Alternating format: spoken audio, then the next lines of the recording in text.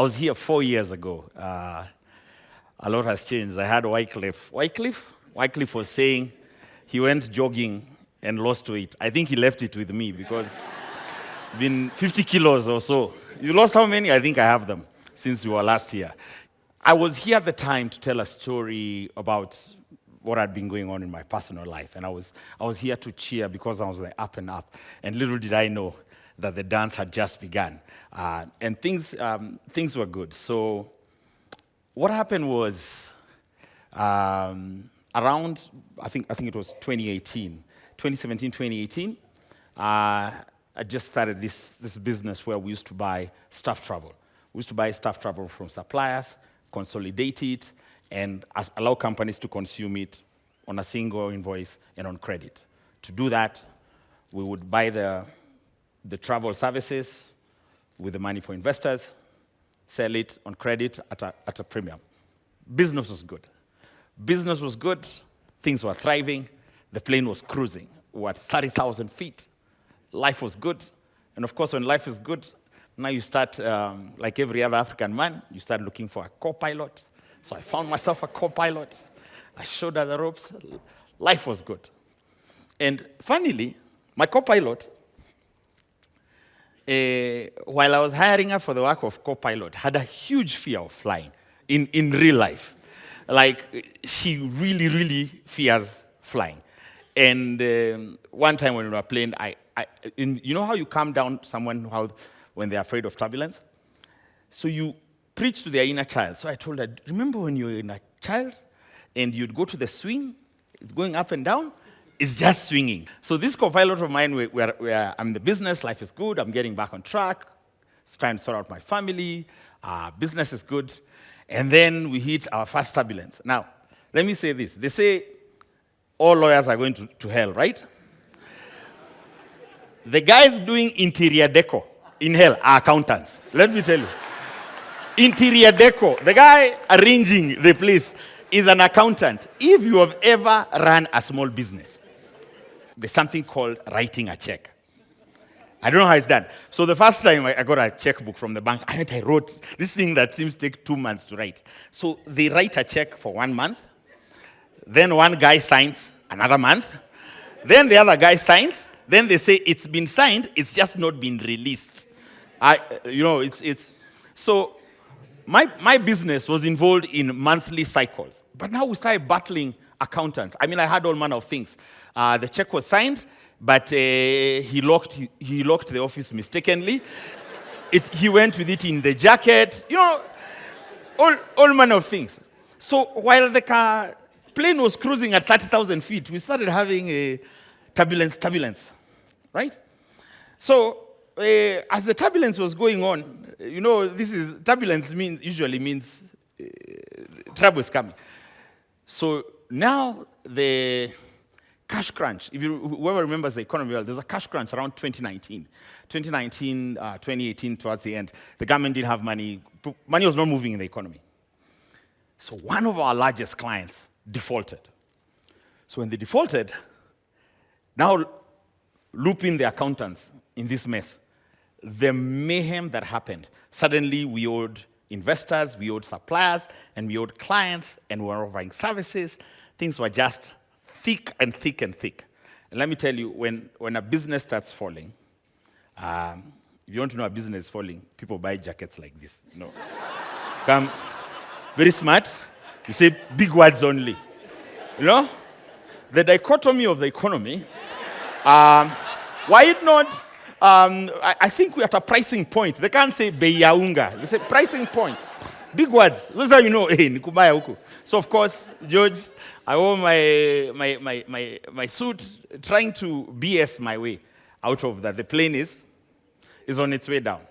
Of course, the whole thing finally crumpled. And when it crumpled, I remember I walked into the office and I told my employees, you see the computer in front of you, just lift it and go with it. That's all you're getting from me. Don't ask me about arrears, anything. And if you want, you can leave it. I remember one of the employees left with the TV in the boardroom. But he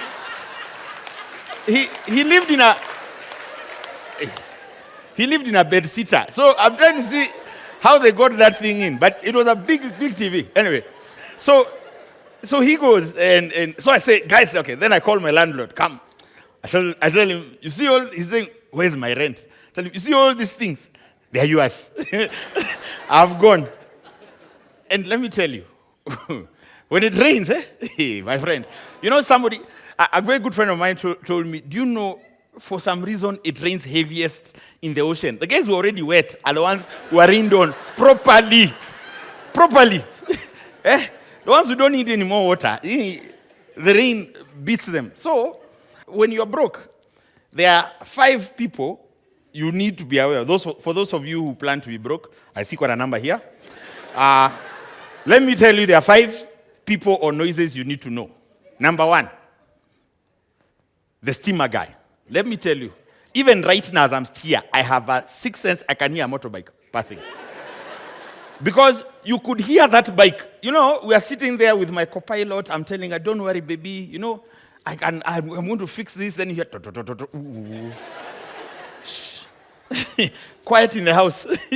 So you hear the guy. So you go there, you talk to him. And then we had learnt a cat and mouse game. He would come. He say, no, this is bitter, you whatever. He cuts, immediately leaves the gate. I reconnect for myself. You know, so this was our game. So while we were listening for the bike, was so that if he's coming, I disconnect so that he comes and checks he's disconnected. We are the kings. The water guys. Now, water a bit easier. Sorry, I hope I don't get them fired. Anyway, we move from there. The third guy. Now, the third guy is the bassa. Let me tell you.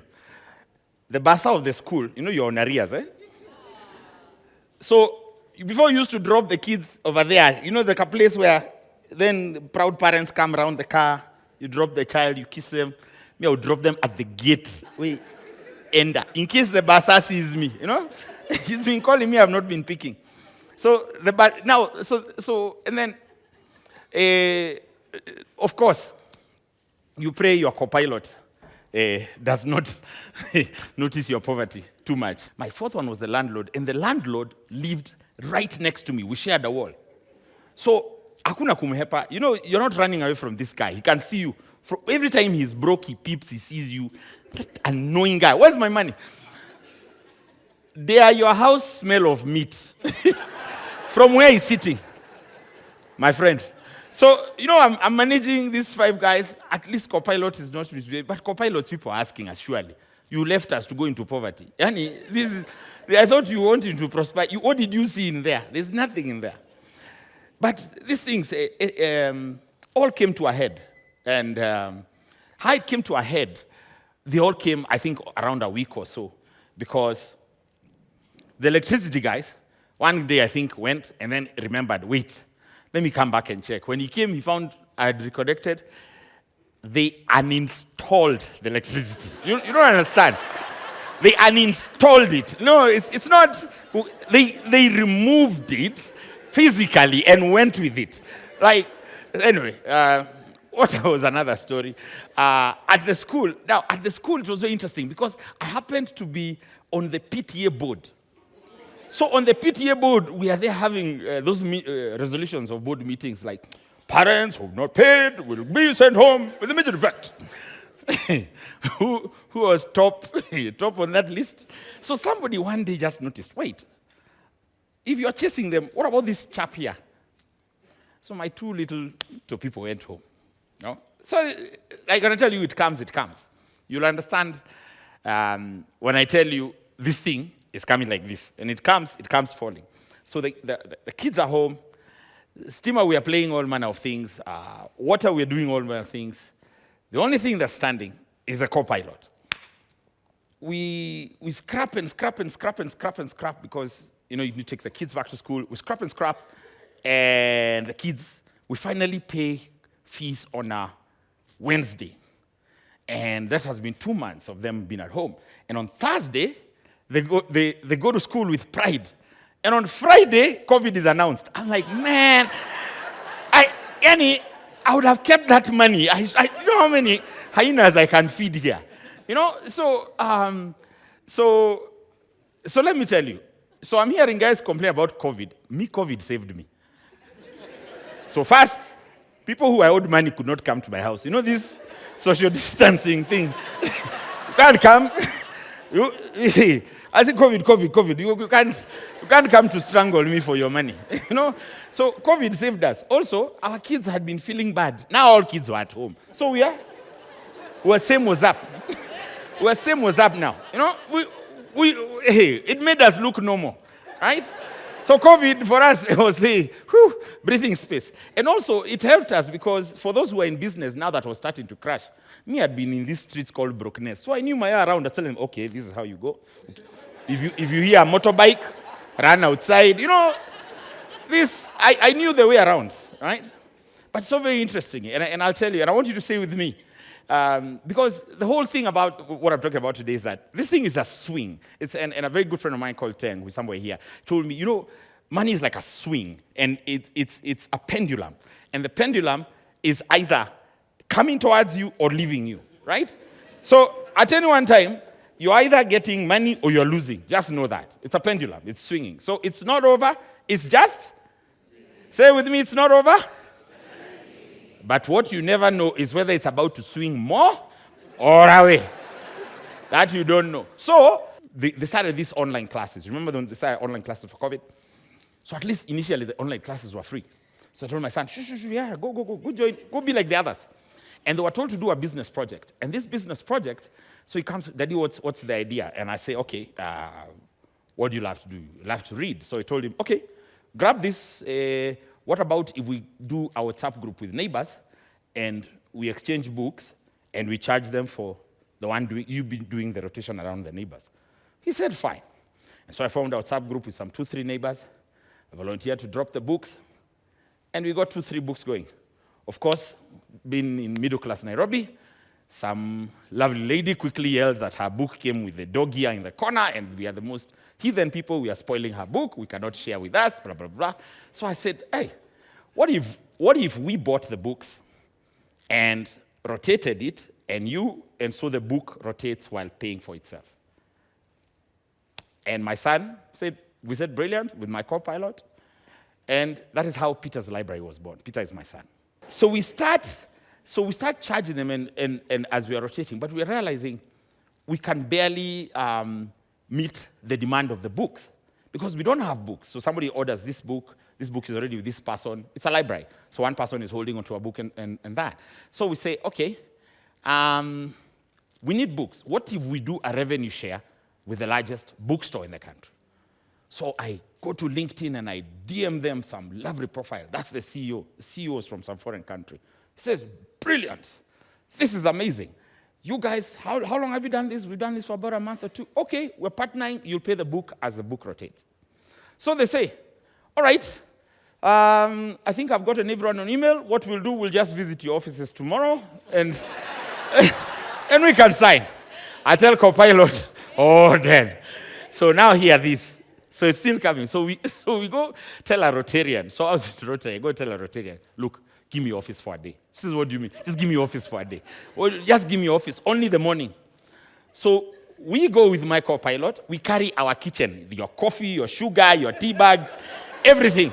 And to shows so that you show you live here. We strip them all over the office. We throw 2 books around the place. And we sit around her chair like this is your office. So when they walk in, hi, welcome. Yes, this is Peter's library. I tell you, that office did not exist. We were there. In fact, when they came downstairs, they're asking the watchman, where is Peter's library? There's Peter's who? That time I'm running down the stairs to meet them. No, leave this guy is new. Come in to my office. Yes, this is my lovely co-pilot. It's game. It's really when you're broke, it's game. Game is game. So we are. So they say, brilliant. You guys have pulled off the amazing thing. You found a way for us to dispose of a book while it paying itself. So they go back and say, yes, we're going to give you books worth 2 million. And Peter's library can scale. I said, brilliant. We do a dance. And they go back to the office and they meet who? The accountant. You don't know these accountants, interior deco hell. He says, no. Let them put a guarantee. Fixed deposit cash. What? And back again. So you know where you thought the pendulum had stopped. Hey, here it is. And we finished that. And we're like, so sad. And I see a guy on Twitter talking about that he's a bookstore, and I DM him, man, I'm really trying to start off this library. He dropped 400 books in my house. And Peter's library was born. So then we started that again, and I'm like, yes, pendulum is going up. Then my father died. And today's my birthday, 20th August, 1970. 20th August. And I am born of that man, and I'm telling you, every resilient story you hear me telling you was about that man. And we knew what the pendulum had just come. It was our turn to just push it on a bit more. And even if he had passed, and my sister is somewhere here, and it was, this is when you know you cannot stop. Because it's not over, it's just, it's not over, it's just, you can't stop. We couldn't stop. And he never stopped. And I said, look, we can't stop right now. If you stop swinging, you die. And I have a plane, I have a co-pilot, I have my kids. We need to move. So we started again, and even if you want to know, and I tell these stories, people think I'm joking. 28 days later, to a man, and my friend Nashon is over there, we buried my brother right next to my father and my wife. 28 days later. But why I'm here to tell you, this is not a sad story. This swing does not stop. Once it's your time, once God has given you your favor, it is on up and up. I can tell you, we dusted ourselves, picked up, and today we are serving thousands of homes, and at the end of the year, we are on pilot to be with what we're calling an Adopt-a-Reader program, where people are adopting library members from the diaspora. We are on course for about 40,000 kids. The swing does not stop. When I tell you the swing does not stop, you will go, I'll tell you this thing like a funny story, but you will go through tragedies. You will go through the way this thing, and I talk about the pendulum, it's like the waves of the ocean. Have you been to the beach? The beach is you. Sometimes water is coming. Sometimes it's going. And for everyone, at any one point, if you're having a lot of things going for you, please know they are going to end. If a lot of bad things are not going for you, please know it's going to end. And Tom Hanks said, time is your friend. Time is your friend, because if you remove yourself, and you remove yourself from whether we're in the season of high or low, then you'll understand that it is all just passing. And what you need to, I wish you train your kids, you train yourselves, is plan for the years of down. And what you need to fill your heart with love. Surround yourself with friends. Surround yourself with, you're blessed like me to have a great co-pilot. People who just stick by you. Because once you know how to do business, you know how to do business. Once you know how to do a craft, you know how to do a craft. Once you know how to love, you know how to love. You can't unlearn those things, right? So keep going. It's just a pendulum. And trust you me. It's not over. It's just? Thank you very much.